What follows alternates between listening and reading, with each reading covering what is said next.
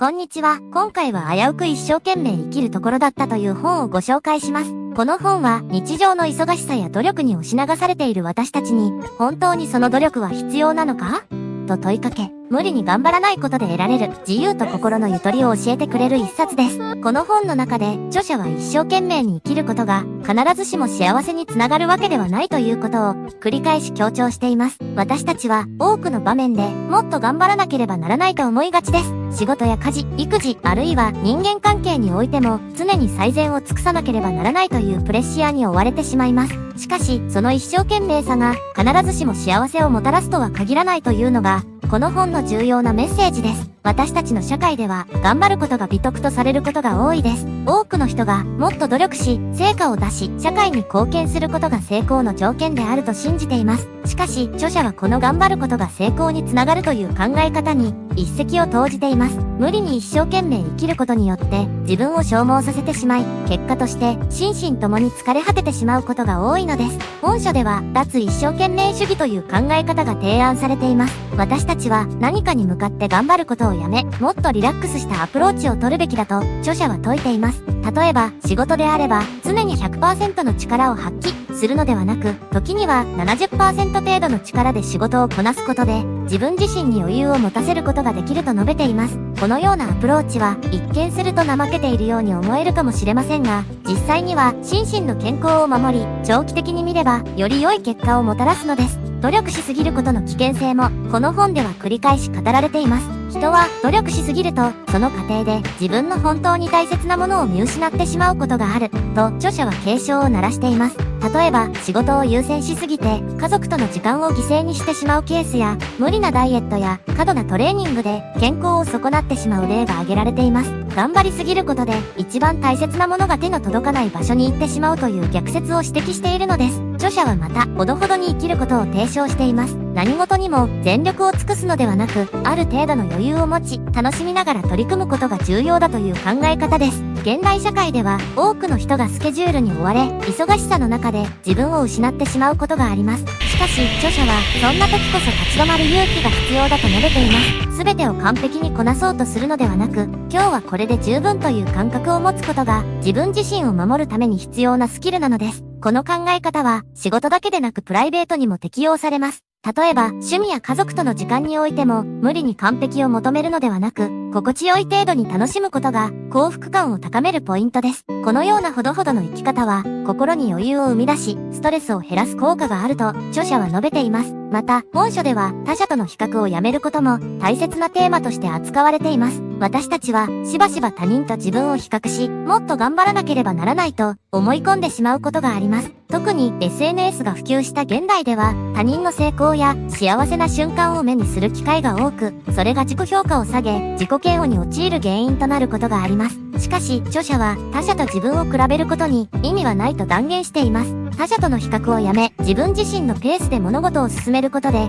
心が軽くなり、ストレスが軽減されると著者は説いています。他人の成功に焦点を当てるのではなく、自分自身の進歩や成長に目を向けることが大切です。これにより自分をより大切にし、自分なりの幸せを見つけることができるようになります。本書で述べられている失敗を受け入れるという考え方も重要です。私たちは何かに挑戦するとき、失敗を避けようとする傾向があります。しかし失敗を避けるために努力しすぎることがかえって大きな負担となり、プレッシャーを増大させてしまいます。著者は失敗は人生の一部であり避けられないものであるとし、その失敗を受け入れることで心が軽くなり、挑戦することへの恐怖が軽減されると述べています。失敗を恐れずに行動することで新たな発見や学びが得られ、結果的に自分の成長につながるのです。つまり失敗を恐れて何もしないよりも失敗を覚悟して行動する方が長い目で見れば成功に近づくのだと著者は主張しています。さらに自分らしさを取り戻すことの大切さについて掘り下げていきます。著者は私たちが社会や他人の期待に応えようとするあまり、自分の本来の姿を見失ってしまうことがあると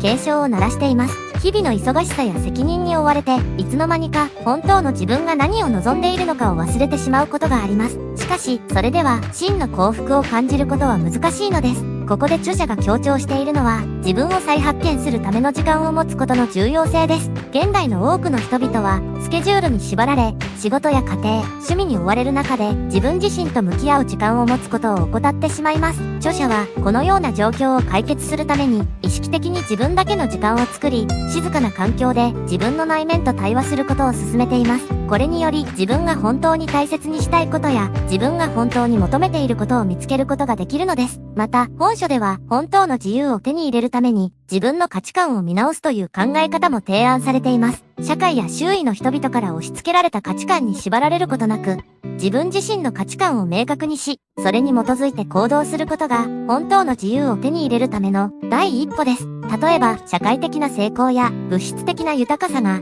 幸せの基準であるという固定観念にとらわれている人が多いかもしれません。しかし、著者はそのような価値観が本当に自分にとっての幸せにつながっているのかを見直すことが必要だと説いています。自分にとって本当に大切なことを見つけ、それに従って行動することで、心の平安と満足感を得られると著者は述べています。さらに、著者は迷ったら休むことの重要性にも触れています。現代社会では、休むことや立ち止まることが否定的に捉えられることが多いですが、実際には、休息が心身のリフレッシュと再評価につながります。多忙な日々の中で何を優先すべきかに迷った時、まずは一度立ち止まり、状況を整理することが大切だと、著者は述べています。この休む勇気を持つことで、よりクリアな視点で自分の人生を見つめ直すことができ、最も重要なことに集中する力が養われます。頑張りすぎていると感じたら、ぜひ一度休むことの価値を考えてみてください。また、本書では笑いとユーモアを取り入れることも幸福への大きな要素として紹介されています。日常生活の中で